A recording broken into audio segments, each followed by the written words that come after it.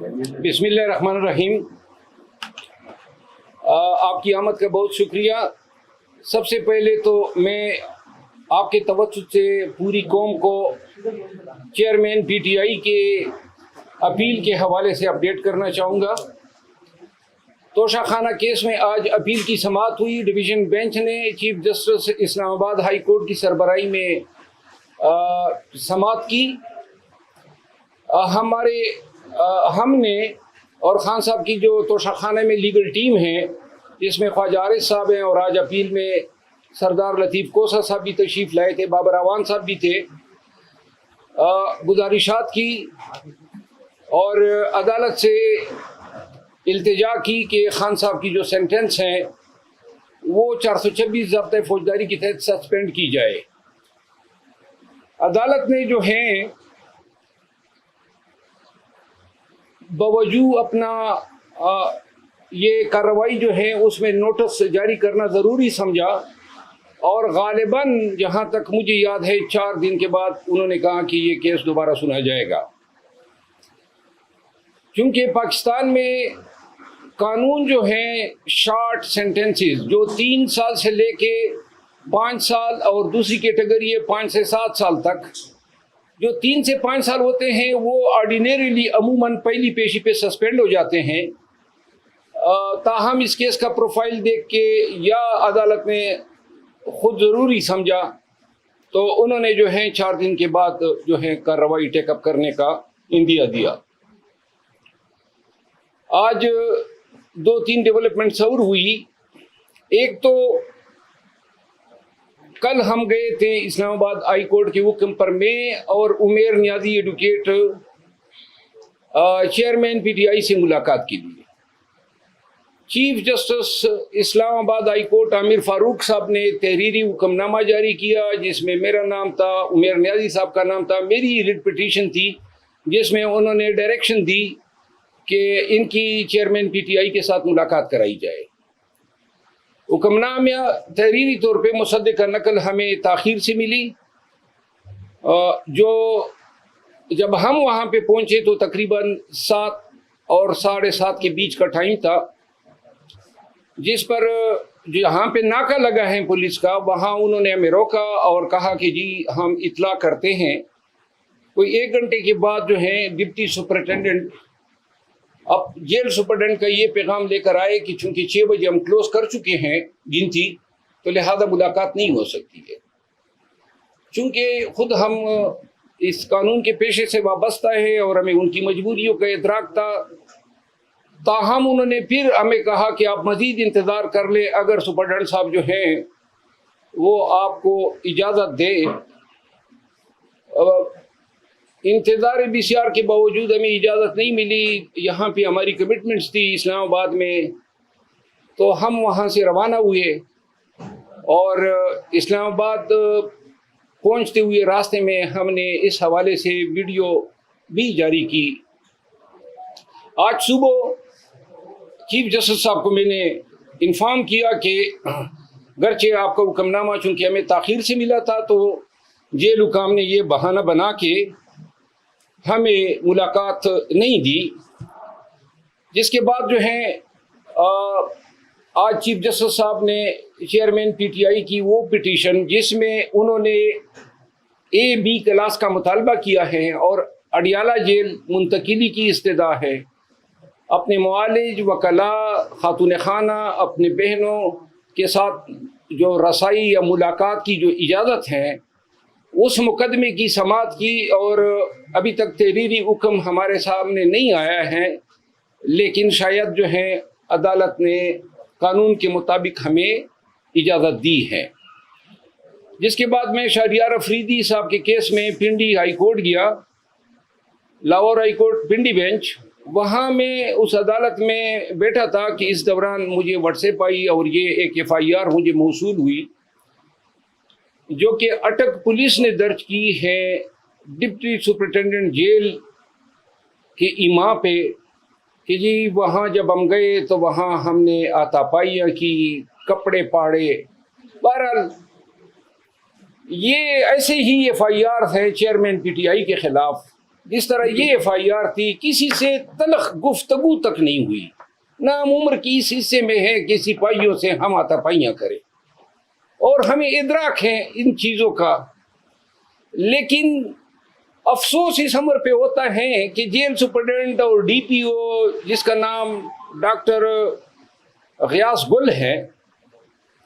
یہ کمپنی کے اعلی کار بنے اور ان کی ایما پہ انہوں نے ہم پہ یہ ایف آئی آر درج کی۔ ایف آئی آر میں الزامات ہیں، اور ہم یہ ایک چیز ان کو داد دیتے ہیں کہ تھوڑی سی شرافت یہ دکھا دی، اور جس کے یہ مستحق ہیں کہ کپڑے پاڑنے کا الزام چلو مرد کا لگا دیا ہے، شکر ہے کسی رشتہ دار خاتون کا الزام نہیں لگایا۔ ڈاکٹر غیاث گل جو ہے، اس نے مجھ سے تھوڑی دیر قبل انہوں نے مجھے کال کی، میں ٹائم بتا دیتا ہوں، اور چونکہ وہ اسلام آباد میں کافی عرصہ S P S S P وغیرہ رہے ہیں، یہ 1:15 پہ انہوں نے مجھے کال کی، اور ان کے کال سے مجھے پتہ چلا دو چیزوں کا، کہ اس کی بیگم جو کہ ڈی ایم جی آفیسر ہیں، جو یہاں ایک گھر پہ قبضہ کرنا چاہتی تھی، اور جس میں مخالف فریق کا وکیل تھا، اور وہ قبضہ کرنا میں نے ان کو قبضہ کرنے نہیں دیا، اور دوسرا اس نے کوئی پلاٹ لیا ہے غیر قانونی طور پہ، جو دوسرے ایک پی ایس پی آفیسر نے چیلنج کیے، اور میں ان کا وکیل ہوں، اور یہ اس کے ساتھ جو ہے آؤٹ آف دا وے نیکی کی گئی تھی، تو وہ اس کیس میں بھی رسپونڈنٹ ہیں، اور میں اس کا مخالف وکیل ہوں۔ تو ان چیزوں کا حوالہ دیتے ہوئے انہوں نے کہا کہ جی آپ کو اندازہ ہو گیا ہوگا، تو میں نے ان کو کہا کہ محترم مجھے تو یہ ان چھوٹی چھوٹی چیزوں کا علم نہیں ہوتا ہے، لیکن آپ کی اتنی اوقات نہیں ہے کہ آپ مجھ پہ ڈائریکٹ ایف آئی آر کرے، اگر آپ کی پشت پناہی وہ لوگ نہ کر رہے ہو جو آج کل پورے پاکستان میں لوگوں پر ایف آئی آر کر رہے ہیں۔ انہوں نے مجھے فون پر دھمکیاں دینے کی کوشش کی، جس نسبت میں نے تھانہ سیکریٹریٹ میں ان کے خلاف دھمکیاں دینے 25D ٹیلی گراف ایکٹ کے تحت ایف آئی آر کرنے کی درخواست کی ہے۔ ساتھ ہی چونکہ ان لوگوں نے قانون کا مذاق اڑایا ہے، اور ہائی کورٹ کے حکم پہ ہم گئے تھے، ملاقات آپ نے نہیں کرنی دی، اس کے بعد اس حد تک آپ لوگوں کا گر جانا ان اداروں کے لیے کہ آپ یہ الزام تراشیاں کر رہے ہیں۔ اب یہ چیز آج کی پہلی واردات نہیں ہے، میں نے 15 دن پہلے میڈیا کے ساتھ ٹاکس کے ذریعے آپ کو آگاہ کیا تھا کہ ہمیں دھمکیاں مل رہی ہیں، یہ ہمیں کام سے خان کی چیئرمین پی ٹی آئی کی وکالت کرنے سے روکنا چاہتے ہیں۔ چیئرمین پی ٹی آئی کے تقریباً 30 کے لگ بھگ مقدمات میں ان کا وکیل ہوں، اور یہ ایسے کرتوتوں کے ذریعے چیئرمین پی ٹی آئی کو اور ان کی لیگل ریپرزنٹیشن سے محروم کرنا چاہتے ہیں۔ کیا ضرورت پڑی ہے ان کو ایسے حرکتیں کرنے کی؟ کیا سپریم کورٹ آف پاکستان کا ایک وکیل آپ کی اس 506 کے مقدمے سے ڈر جائے گا؟ کیا آپ ایسے حرکتیں کر کے عدلیہ کو، پاکستان بھر کے بار ایسوسیشنز کو کیا پیغام دینا چاہتے ہیں؟ ہم وکالت کرتے ہیں قانون کے دائرے میں رہتے ہوئے، جو قانون نے ہمیں حق دیا ہے ملزمان کو یا انڈیویجولز کو ریپرزینٹ کرنے کا۔ اگر یہ طریقے آپ اپنائیں گے تو یہ اس قانون سے بھی متصادم ہے، اور پورے پاکستان کے وکلاء کے حقوق کو سلب کرنے کی کوشش ہے۔ یہاں میں آپ کے توسط سے ایک دفعہ پھر بتانا چاہتا ہوں کہ 1000 FIR کر لیں اور دروغگوئی کی پہاڑ کھڑے کر دیں، جتنے پرچے کر سکتے وہ کر لو، جتنی دھمکیاں دے سکتے وہ دے لو،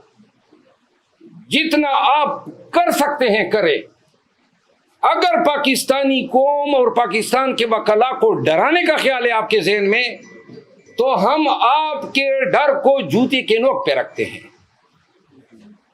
اور انشاءاللہ ہم عدالتوں سے، بالخصوص سپریم کورٹ آف پاکستان سے اور سپریم کورٹ آف پاکستان کے تمام معزز جج صاحبان سے میں ملتمس ہوں کہ آپ کے سامنے پاکستان میں یہ سب کچھ ہو رہا ہے، پاکستان کے عوام کا جینا دوبر کیا ہوا ہے، پاکستان کے وکلاء کے گھروں پہ چھاپے مارے جا رہے ہیں، پاکستان کے سٹیزنز اغوا ہو رہے ہیں۔ کل شہریار افریدی کو 3 MPO جو تھا اس میں آج تاریخ لگی تھی، پنڈی ہائی کورٹ نے اس پہ غصے کا اظہار کیا تھا کہ جی شہریار افریدی کو پھر یہ 5ویں دفعہ آپ نے 3 MPO میں کیوں ملوث کیا۔ آج عدالت میں DC راولپنڈی نے بتایا کہ جی وہ حکم نامہ میں نے واپس لے لیا۔ ایک ایسے حکم نامہ جن کو یہ کورٹ میں ڈیفینڈ نہیں کر سکتے ہیں۔